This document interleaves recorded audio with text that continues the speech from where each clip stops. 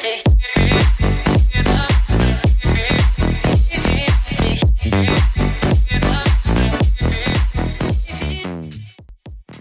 and welcome to another episode of the Beer Vet Chats With. Today I'm joined by William Mayne, founder of Bullhouse Brew Co in Belfast.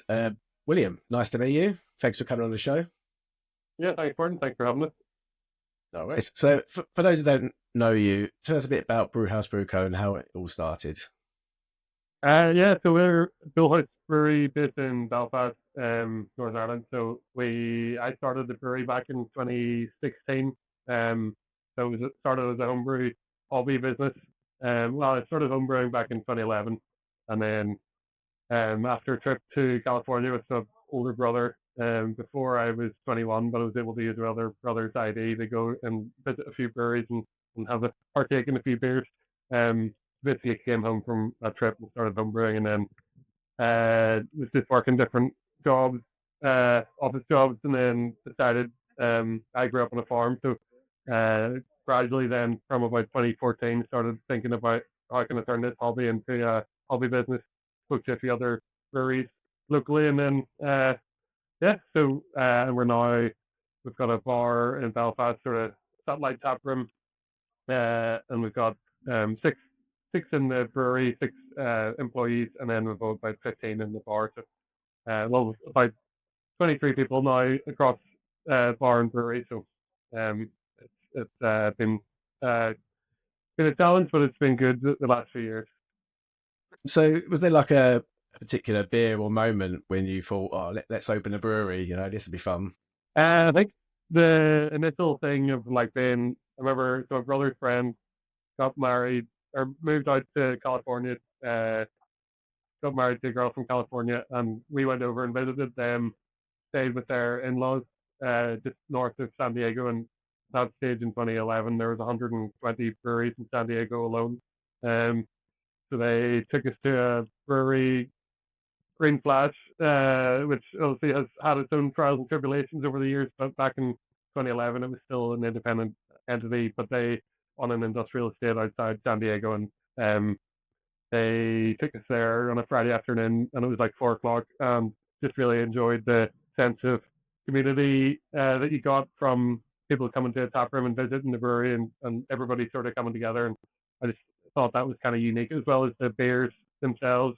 Because they had Pallet Wrecker was their flagship West Coast IPA, which was like 100 IBU or something. So it was something I'd never tried before. So it was just that sort of blew my mind, and then that sort of got the fire started, and then it's just hard to think about anything else really.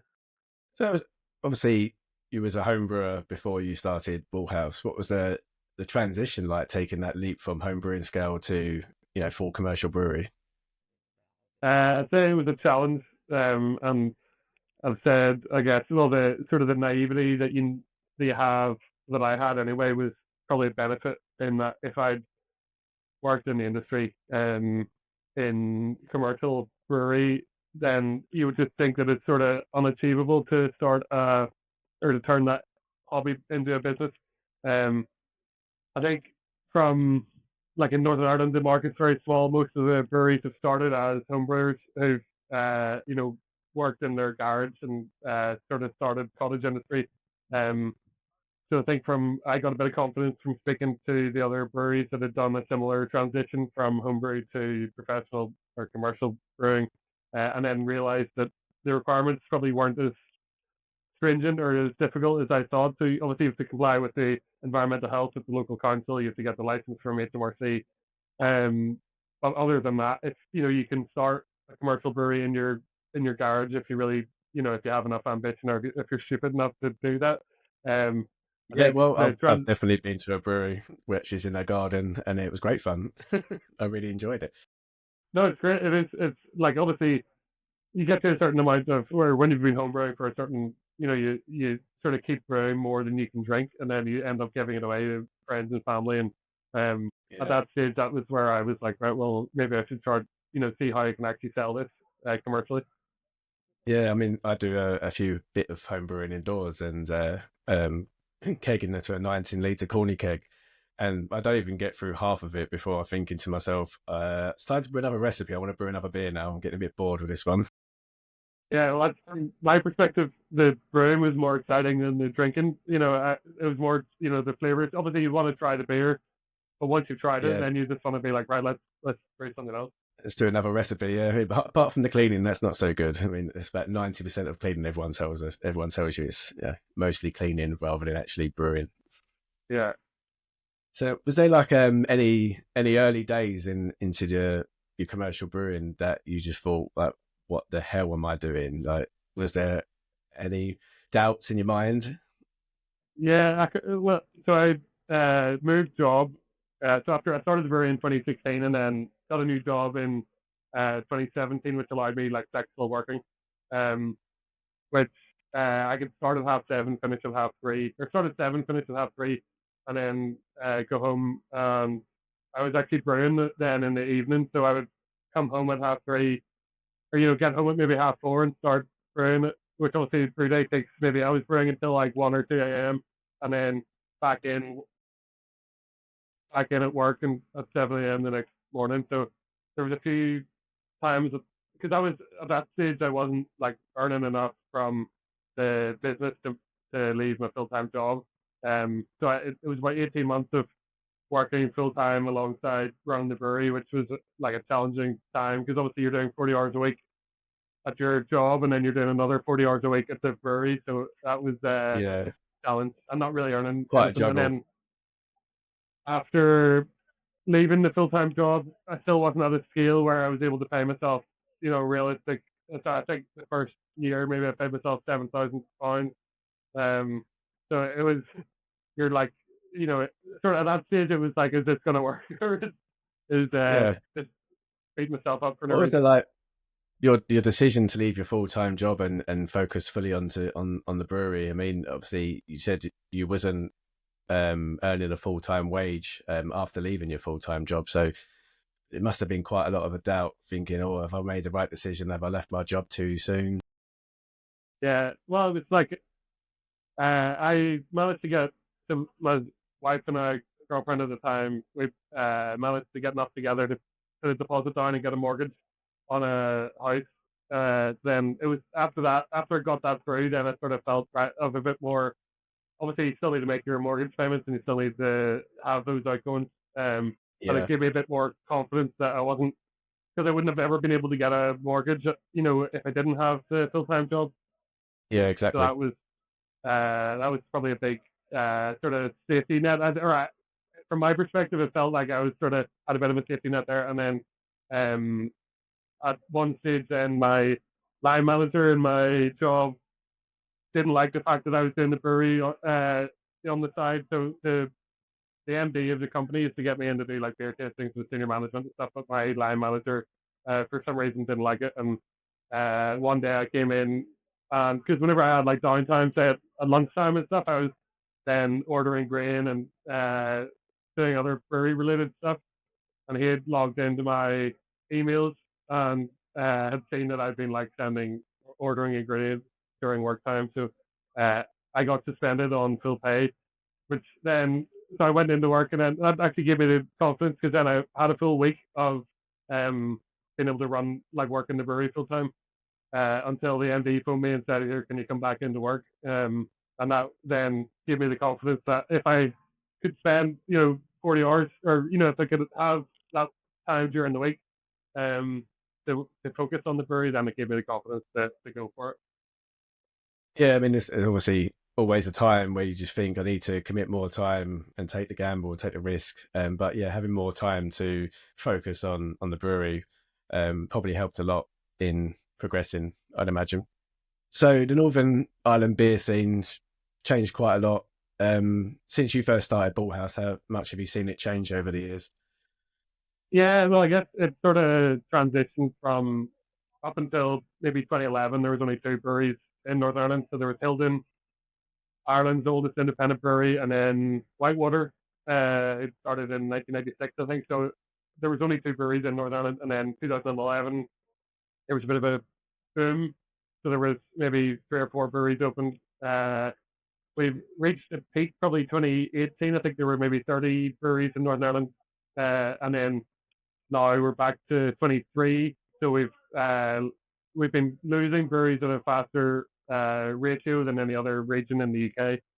But we also have 23 breweries in Northern Ireland. If we had the same amount of breweries per capita as Wales, for example, we'd have 60 breweries in Northern Ireland. Um, Yeah. so it just shows how far behind we are, I guess, in terms of and how challenging it is specifically in Northern Ireland. And out of the 23, I think there's only 22 breweries now, actually, but out of the 22 breweries, there's only 4 that are employing more than the owner. And that's mainly down to the licensing laws that you guys face over in Northern Ireland. Can you tell us a bit more about these licensing laws? And I mean, they sound absolutely crackers.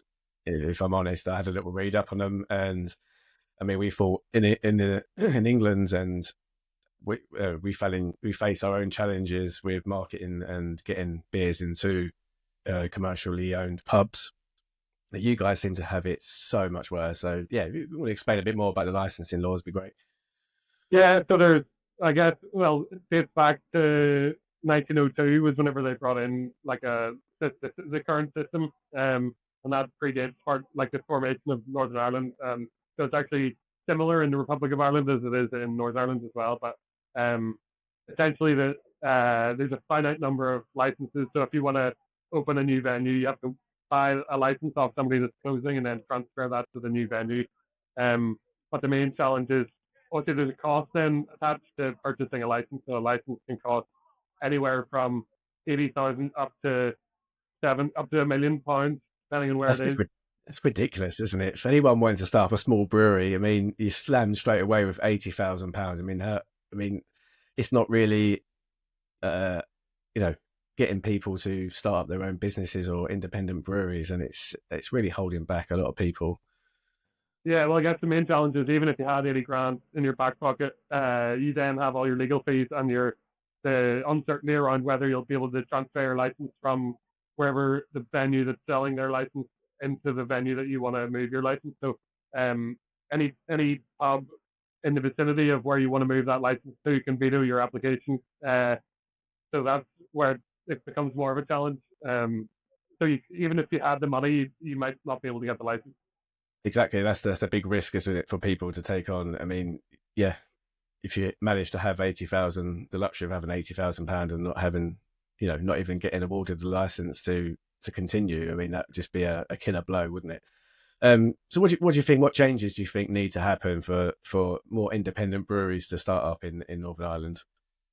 Well, we lobbied a lot in 2020 and 2021. There was a licensing bill that went through Stormont, the local devolved assembly, um, and we didn't really get much out of it, but we did get one amendment which um, mandated the department that looked after licensing to conduct an independent review into licensing and report back within 3 years. So that passed in 2021, and that report has just been published 2 weeks ago. So that report's really positive step forward in terms of it was conducted independently and reviewed the current licensing system and just said this is a complete disaster. Described it as perverse and anti-competitive. So that's a really good, I guess, first step. And then the next challenge is getting the politicians to actually implement the findings of that review. Some of the findings we probably don't agree with, because they were suggesting like a per population cap on licenses. We'd rather just have the England and Wales 2003 Licensing Act brought into effect. Exactly. Yeah. I mean, it'd be a lot easier, wouldn't it? I mean, is there any MPs in Ireland, in Northern Ireland that are helping to get that licensing changed? Yeah, well, I guess we've had support from so like the system of government in Northern Ireland is strange as well, where you've got a mandatory coalition where basically everybody's in government and there's no opposition normally. So it's, to get anything through, you need support of 4 out of the 5 main parties. Um, so in terms of support, we've had support from SDLP, Alliance, UUP, some support from the DUP as well. No, so I guess 4 of the 5 parties have shown some support, but whether they would be able to get enough support to bring all their parties on board remains to be seen. Because we would need, and Yeah. that, I guess that's another challenge is that we then have to go and lobby the five main parties and spend time, rather than just having to lobby the government, you have to lobby five parties, which then makes it a lot more difficult from a time point of view, especially whenever there's only 23 breweries, to find the time to actually go ahead and lobby the guys. Yeah, that's a challenge in itself, and it's not as easy as just inviting all the leaders from the parties down for a beer. I mean, if Yeah, that was the case, it'd be quite easy, wouldn't it? Onto brighter things though. I mean, you won UK's best drinks producer at the BBC Food and Farming Awards. I mean, what did yeah, that mean to you and the team? I mean, that's a massive achievement for you. yeah. We were completely surprised and taken aback, I guess, that we were even nominated for it. So it's a public nomination process. We were featured on Radio 4's food program with Jaga Wise earlier in 2024. So, but we actually didn't know that we'd even been nominated until they emailed us one day to say congratulations, you've been nominated as a finalist for the award. So then A great we were surprise. invited. Yeah, it was great. And then we were invited over to Glasgow for the award ceremony, and we were up against Glensart Distillery, Scotland, and Key Keffer and Sussex. Um, and they're like a farm to glass Keffer producer on a dairy farm.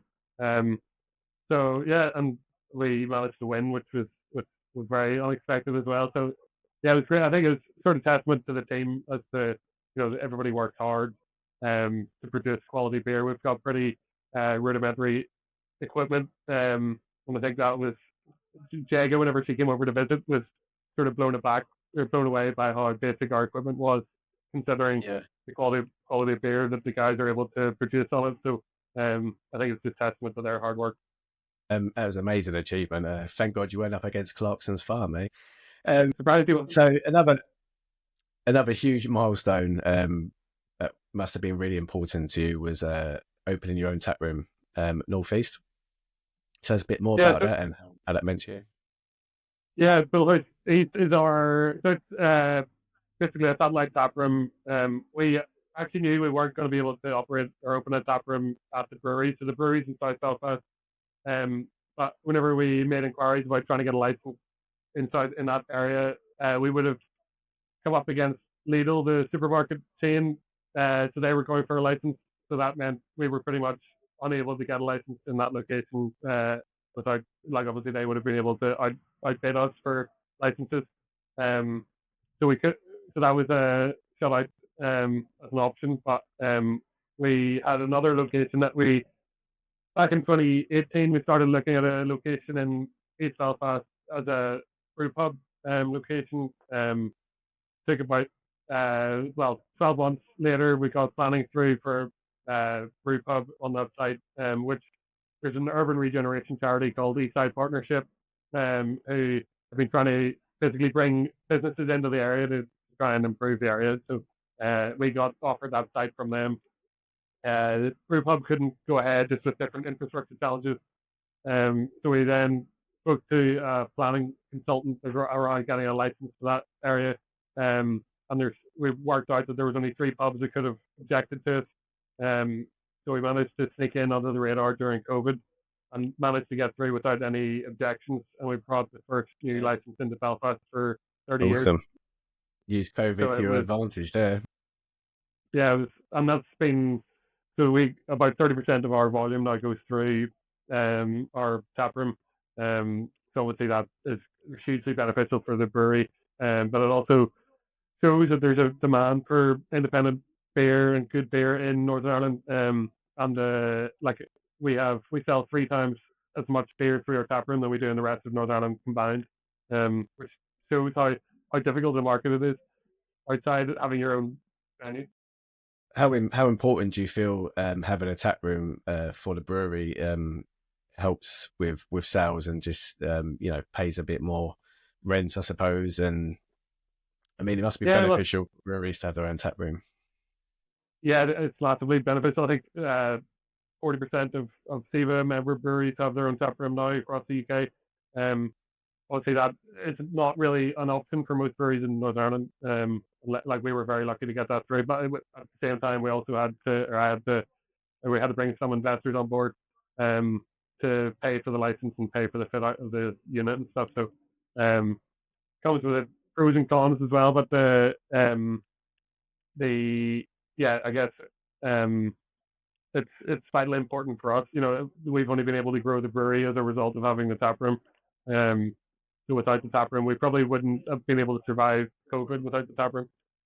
What's the worst beer idea you've ever had, and but secretly still want to make? Well, is there any crazy wild idea? There's a couple of great ones. So the second beer we did, or the second beer I ever made back in 2015, 2016 was a potato infused saison. Um, so that was that was a strange one.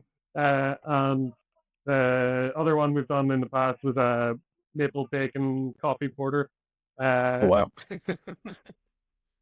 I mean, I love a bacon, but I don't know if I'd like it to drink. But I bet that was an yeah, acquired taste. yeah. Did, Well, did you all get of our much beers, bacon come through? Much bacon flavour in yeah, it? it was more like the saltiness, I guess, and Yeah. um, yeah, there was a bit of that sort of smokiness and saltiness that came through. But yeah, something I think unless you use like artificial flavorings, then it's probably pretty impossible to do that on any sort of scale. So, Will you be brewing it again? That's the question. I don't think so. I think that's probably retired. If you could do a collab with any brewery, what would the collaboration? Just pitch it. We'll That's a pitch it tough to them one. afterwards. That is a tough one. It's always good to like learn, like doing a way collab where you get to learn from a different brewery, somebody that you look up to. I always like I guess Dogfish Head were always like an inspirational brewery for me. Whenever I was like starting that journey, so it'd be nice to do something over there and get a trip to the US out of that. But generally, like collabs are good opportunity for learning and sort of, especially if you're in a different market and you get to see, how each market operates and different production techniques and methods as well. Yeah, definitely. Um, so if anyone in the Northern Ireland is dreaming of starting up their own independent brewery like yourselves, what bit of advice would you give them?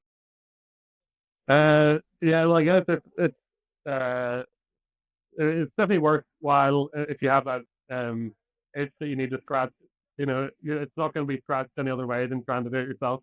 I think the best piece of advice is just to speak to other breweries who've done it, and everybody's been very generous with their time with me. So, I think the industry is very welcome to people with questions and people wanting to start things. So, like whenever I started, the amount of advice I was given was like hugely important, and I think there's no real uh, website that says how to start a brewery. You just have to ask people and get it's all on people's heads really. So you have to get that out of them. But generally, people are pretty happy with their time, and I think the biggest thing I've learned is like you even from a sales point of view as well. People buy from people, and people are happy to share. It's sort of it's a bit of a um, you need to be out there and speaking to people really. Yeah. Um, it's a quick question. Is there a way of people who want to start up their own independent brewery to brew in breweries like yourselves and start up their own brewery with you on the side? Is there like a restriction license there? Well, like in terms of actual alcohol licensing, it's like in terms of the production side of things, it's the same across the UK. So it would be the same as like they would probably need to possibly register with HMRC. Depends how it was structured in terms of who was taking who was doing the sales and all that sort of stuff. There is definitely options there for people, and there are breweries that have space to do that as well. So that's definitely a viable option for somebody who wanted to start without having to invest in equipment. And I think that's probably um, a good way to start in terms of like I invested in equipment that probably wasn't really fit for purpose just because I didn't have enough money to do it properly. So if you Yeah. can use somebody who's already got that, then it definitely makes sense. Yeah, it'd be a lot easier, wouldn't it? So on to the last question. It's been amazing talking to you. So one beer-related crime you'd be willing to commit if you knew you'd get away with it? Uh, I think we've probably committed some beer-related crimes, like actual crimes in Northern Ireland in terms of licensing and just with different events. That's the politicians. That's the politicians that are committing them crimes. Yeah, well, that's like I think my perspective on that has always been obviously we try and do things as by the book where we can, but sometimes if the uh, if the legislation isn't fit for purpose, then you have to sometimes bend the rules a wee bit. Um, the yeah, like I guess even like as an example of that, uh, any restaurant in Northern Ireland that charges corkage for that doesn't have a license that charges corkage for a bottle of beer, a bottle of wine is committing a crime. Because then by charging for corkage, they're charging for alcoholic produce that they don't have a license to sell. So it's like whenever the legislation is so poor that loads of people are committing crimes every day, then I think there needs to be a bit of leniency there. But I think in terms of crimes against beer, the Little Bacon Coffee Porter was probably big enough crime. Yeah, I would definitely say so. Yeah, I mean, no crimes like I thought it was be something small like I drink Heineken on the weekend or something. That would be a crime in itself.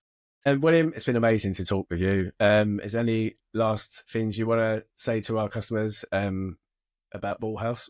No, I think obviously people are welcome if they're ever visiting Belfast. It's a good trip. It's a good short break destination. Easy to access from anywhere in UK or Ireland, really.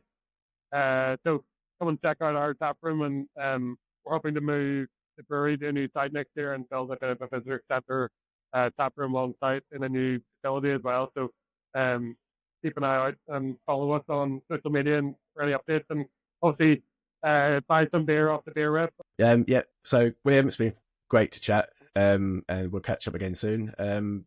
All the links to the Bullhouse Brew Co and all the beers will be available right here. And yeah, thanks for coming on. Thanks, Martin. Thanks for having us. Cheers.